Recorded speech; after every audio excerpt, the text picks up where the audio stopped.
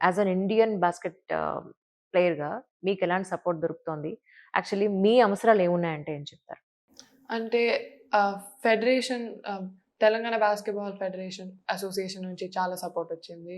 Like facilities అవన్నీ like స్టార్టింగ్‌లో it was like basketball like అంత లేకుండే. But after we started playing there was a lot of improvements in the facilities from both the presidents. Hmm. అలా like they increased it a lot and ఇండియాకెల్ like when you start playing India ఆ ఫెసిలిటీస్ అంటే చాలా వేరే ఉండే. Like they were like world class like indoor basketball court అవన్నీ ఉండేవి. Gym everything.